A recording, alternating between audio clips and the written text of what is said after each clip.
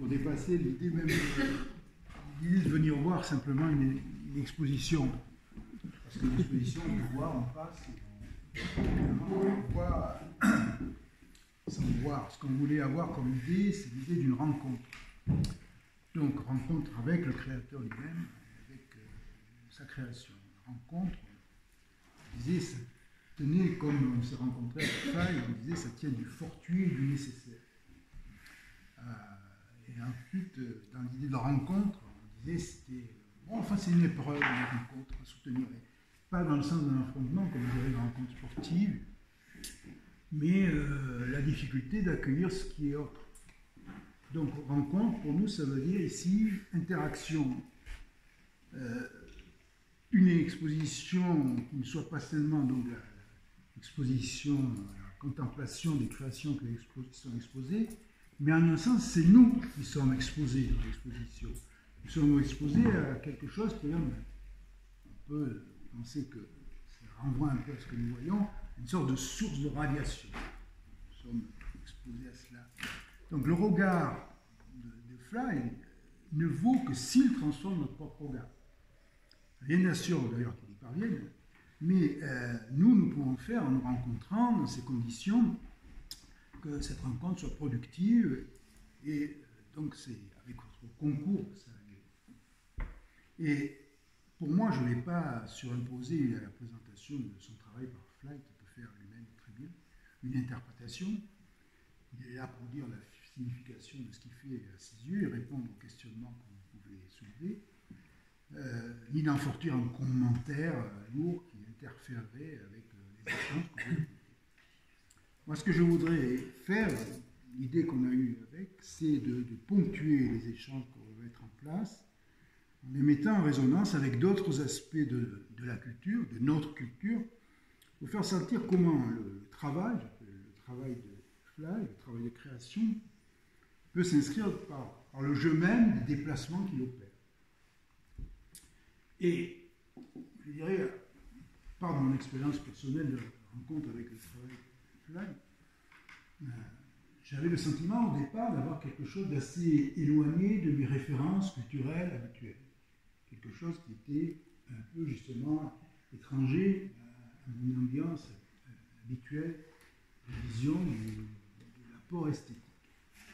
Et ce qui m'a frappé, en premier lieu, moi, dans l'ensemble de ce que présentait Fly, c'est la répétition.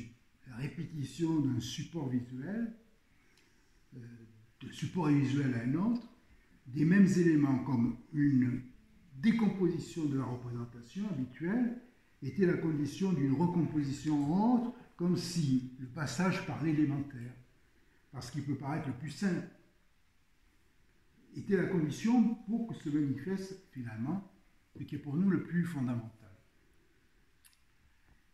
Et immédiatement, à la réflexion, pour moi, cette façon de présenter la possibilité d'une totalisation de tout ce qui est à partir d'un jeu d'éléments naturels réduits, finalement ne pouvait manquer d'évoquer que la pensée des présocratiques. En fait, la juste appellation, c'est des pré-platoniciens, référence d'autant plus signifiante puisqu'il s'agit d'une forme de la pensée où sont encore dans l'indistinction, le mythe et la philosophie qui n'est pas encore la philosophie rationnelle, caractéristique que l'on connaît de la tradition philosophique occidentale. C'est une tradition spécifique. Et on est ici dans un univers justement qui est l'univers du symbolique. Et là, quand on évoque les pré-platoniciens, donc, il y a toute une galerie de figures qui sont plus ou moins énigmatiques. Hein. Thalès, Pythagore, Anaximandre, Héraclite, Parménide, bien d'autres, je ne sais pas tous, ils sont nombreux, avec un rapport très particulier à ce qu'ils ont été, ce qu'ils ont écrit, parce que souvent c'est revenu sur des formes de fragments. Et étrangement, ces figures très lointaines, qui auraient dû en quelque sorte s'effacer, n'ont pas cessé de susciter l'attention jusque dans nos penseurs contemporains. bon, on sait l'attention, le décryptage très précis qu'en a fait Heidegger, mais on pourrait évoquer d'autres penseurs qui s'y sont référés. Moi, je penserais par exemple à Michel Serres, qui a beaucoup évoqué Anaximan, et aussi à Cornelius Castoriadis, qui a réinvesti un peu la pensée primitive en rapport avec les derniers éléments fournis par les développements de la science contemporaine. On fait un rapprochement très intéressant. Bon, moi ici, je retiendrai un Empédocle. Alors, qu'est-ce qu'il a de particulier cet Empédocle? C'est un aristocrate, je veux dire, très engagé politiquement. Étrangement, c'est aussi un défenseur des politiques égalitaires dans sa ville, l'Agrigente, on est en Sicile. Et Nietzsche, grand philosophe s'il en est, le nommait la figure la plus bariolée de la philosophie ancienne. Mais c'est lui qui en a le mieux parlé. Nietzsche dit que ce qui le rend malaisé à comprendre, de rapprocher d'une pensée comme Empédocle, il dit c'est que chez lui, la pensée mythique, qu'on évoquait à l'instant, et la pensée scientifique avancent côte à côte. Il monte deux chevaux à la fois, sautant de l'un à l'autre. Et il ajoute, s'il croit à tous les dieux, mais ce sont des éléments naturels qui désignent ainsi. Alors, nous avons ici quelque chose qui est fait pour nous surprendre. Pour nous, occidentaux du XXIe siècle, c'est une alliance constante du sentiment religieux avec la science. Empédocle substitue à la conception d'une matière unique uniforme l'idée qu'il existe plusieurs déterminants élémentaires, nous y sommes, qui sont la racine de toute chose. Partout on trouve les racines de l'être, identiques à elles-mêmes, qui sont toujours été telles et qui demeureront toujours telles. Il identifie 4 éléments: le feu, l'air, il appelle l'éther, mais c'est l'air en fait, l'eau et la terre. Alors, cette logique des 4 éléments, elle ne nous est pas inconnue parce qu'elle a été réinvestie constamment, notamment d'une œuvre qui nous est contemporaine et familière en tant que français, celle de Gaston Bachelard. On sait qu'il y a une œuvre qui est épistémologique, qui est une analyse de ce qu'apporte dans la transformation de notre compréhension du monde la science moderne, et une œuvre qui est justement une analyse je dirais, des fondamentaux de notre imaginaire qui se réfère effectivement, d'après Bachelard, à ces éléments élémentaires, le feu, l'air, l'eau et la terre. Et Gaston Bachelard, je le cite incidemment, il a un disciple qui a poursuivi un peu ça sur le plan anthropologique, c'est Gilbert Durand, qui a essayé de retrouver ainsi une composition d'archétypes, en quelque sorte, dans l'imaginaire de tous les hommes. Alors,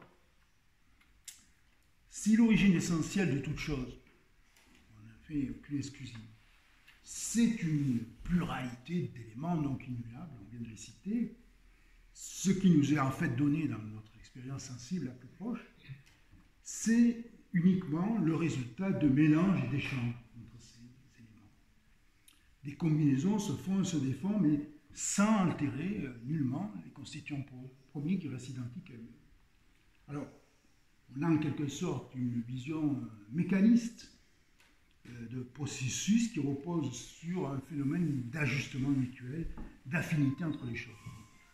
Je ne rentre pas dans le détail un peu compliqué de la physique d'Empédocle, qui ne nous intéresse pas ici, mais ce qui me paraît important, parce qu'on réfléchit toujours par rapport au travail de Fly, c'est qu'Empédocle, il ajoute 2 autres principes qui mettent en fait en mouvement ces mécanismes élémentaires d'affinité ou de répulsion. C'est ce qu'il appelle la discorde et l'amitié, qui demeurent saisis comme des milieux matériels qui sont porteurs d'un dynamisme qui se confond avec la vie même. Tout est soumis à une double action. Par l'amitié, le multiple tend à se constituer en unité. Par la discorde, l'unité se disjoint et donne lieu à la pluralité. Ces 2 forces motrices sont des antagonismes perpétuels, chacun s'imposant alternativement au départ de l'autre, sans l'exclure totalement.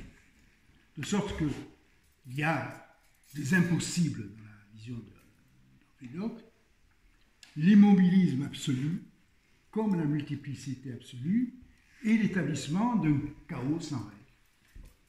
Le débouché, en fait, et c'est assez classique dans cette période de la pensée, c'est l'établissement d'un cycle qui passe par des maximums contradictoires et intenables, celui de l'union totale de l'amitié, qui rend finalement les éléments indissociables, parce qu'ils sont trop proches, et celui de la dissociation totale par la discorde qui aboutit au même résultat.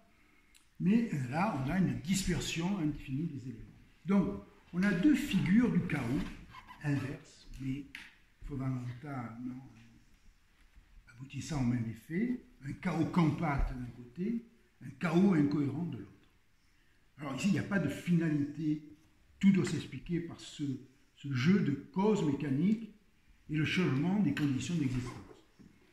Alors, chaos, c'est une notion qui est importante dans la pensée grecque de l'époque.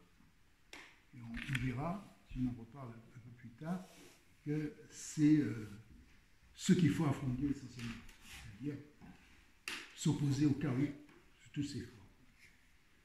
Bon, on peut laisser ici la parole à Nietzsche, qui a bien dit les choses, je crois. Nietzsche, je le cite, dit « Les hommes sont faibles, la somme du malheur les menace et les ahurit. Ils se débattent au long d'un petit fragment d'une vie invivable pour un sort prématuré qui les emporte et les disperse comme fumée. Ils ne tiennent pour vrai que l'obstacle à quoi ils se heurtent, mais chacun se vante d'avoir trouvé le tout. Oh, vanité! Car le tout n'est pas destiné à être vu ni entendu des hommes, ni saisi par l'intelligence. Empédocle mit toute sa virulence à décrire cette ignorance. Dans ce monde de discorde, de souffrance et de conflits, il ne découvre qu'un principe qui lui garantisse un ordre du monde tout différent, c'est l'Aphrodite, l'amitié, l'amour, que tout le monde connaît, non pas toutefois comme principe cosmique, la vie sexuelle. Lui semble ce qu'il y a de meilleur et de plus noble, la plus forte résistance à l'instinct de discorde. C'est là qu'apparaît avec le plus d'évidence la tendance des parties séparées à se rejoindre pour engendrer un autre être. Ce qui s'appartenait a été séparé et aspiré à sa réunion. La philia lui triomphait de l'empire du Décos. Le ressort intime de cette tendance est la nostalgie du semblable. L'union des disparates engendre la douleur. L'union des semblables engendre de la joie, dans la mesure où l'être éprouve le besoin, le goût de son semblable et le goût du dissemblable. La pensée vraie d'Empédocle est l'unité de tout ce qui s'aime. Il y a dans toutes les choses un élément qui les pousse à se mêler et à s'unir, mais aussi une force hostile qui les sépare brutalement. Ces deux instincts sont en lutte. Cette lutte produit tout le devenir, et c'est un châtiment terrible que d'être assujetti à la haine. Ayant donc, chez Empédocle, pas un esprit, au sens où nous l'entendons moderne, un esprit qui serait le moteur du mouvement. C'est le plaisir, la douleur, les phénomènes derniers de la vie, du soufisme, étant le résultat des instincts qu'on a évoqués, d'attraction et de répulsion. Enfin, son problème capital consiste à faire naître un monde ordonné de ces instincts opposés, sans l'aide d'aucune fin, d'aucun esprit. Il se contente de cette pensée grandiose que parmi les innombrables formes monstrueuses et impossibles de la vie, il peut s'en trouver quelques-unes qui soient bien agencées et aptes à la vie. La bonne adaptation détermine le nombre des êtres existants. Et étrangement, ici, Nietzsche fait un rapprochement avec Darwin. On est finalement, d'Empédocle à Darwin, on laisse cette idée, disons, une adaptation finalement, réciproque des êtres. Tu veux dire quelque chose? Non, termine. T'as terminé le paragraphe? Non, c'est. Je termine et puis je me termine. Alors, ce qui forme les choses, donc ce n'est pas l'intelligence. On prend cette idée. Ici, il y a le mythe, donc, qui complète la compréhension rationnelle. Bon, on a des difficultés à l'approcher, mais il faudrait concevoir une sorte d'âme du monde purement matérielle. Il y a l'apparition d'un schéma logico-physique d'attraction et pulsion. Et après, on sait par la suite, il y aura tout un effort de pensée pour conserver une certaine logique de la polarité complémentaire, des pôles qui se complètent, qui vivent dans l'opposition, dans le complément, et qui existent dans ce complément d'opposition. Alors, ça va se poursuivre finalement en dessous, en quelque sorte, dans la tradition occidentale. On va le trouver dans le romantisme allemand, qui sera justement une source de Bachelard qu'on évoquait tout à l'heure, dans le surréalisme, évidemment, dans le collège de sociologie autour de Bataille. Et je finirai peut-être en donnant, pour ne pas aller trop loin, un petit commentaire de Heidegger sur Hölderlin, qui a écrit des essais de tragédie justement sur Empédocle, évoquant la fin un peu mythologique d'Empédocle, il serait jeté, il serait suicidé en se jetant dans le feu de l'Épinal. Bon, il me semble que c'est une image d'Épinal. Et il dit, donc, Heidegger, l'omniprésence tient en balance l'opposition des contraires extrêmes, du ciel le plus haut et de l'abîme le plus profond. Ce qui se tient ainsi mutuellement en balance reste en même temps écartelé dans sa distension. Mais en même temps, les oppositions sont délivrées par l'omniprésence dans l'unité de leur appartenance réciproque. Cette unité ne laisse pas la distension s'éteindre dans la tiédeur du compromis. Elle les ramène vers la paisible splendeur à partir du feu du combat où l'un pousse l'autre dans l'apparaître. L'unité de l'omniprésence est ce qui délivre. La nature toute présente, captive et délivre. La simultanéité de la captivation et de la délivrance est l'essence du beau. Magnifique. C'est pas de moi. Hein. Voilà. Je ne sais pas si vous voulez un peu la... Heureusement que les volcans ici sont éteints. Ça m'évitera d'aller me jeter dans la... On aurait trouvé des sandales. Mais je veux bien aller plonger un peu dans le lac du Boucher. Des sandales sur le bord des Alors il y a juste une chose qui me dérange, c'est cette table qui bouge un peu. Et donc je vais en profiter pour la caler.